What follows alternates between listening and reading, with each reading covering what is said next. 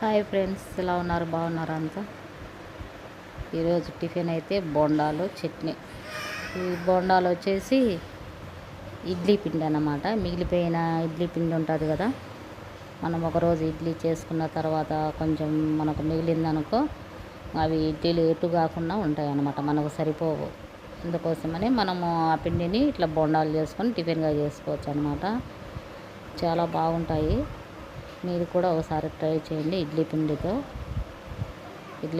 ఇంకా మామూలుగా మనము బోండాలు ఎలా చేస్తామో, బేకింగ్ సోడా వెండి వేస్తాం కదా, సోడా అలాగే కొంచెం పచ్చిమిర్చి, ఉల్లిపాయలు తరిగి, కొంచెం కొత్తిమీర అట్లా వేసుకొని, కరివేపాకు బొండాలుగా వేసుకొని దాంట్లోకి చట్నీ చేసుకోండి. సూపర్ అంటే సూపర్, చాలా బాగుంటుంది. ఇది ఒకరోజు మనకు వెరైటీగా తిన్నట్టు ఉంటుంది ఈ టిఫిన్. మీరు కూడా ఒకసారి చేయండి. దోశ పిండి అయినా అందరికీ తెలుసు.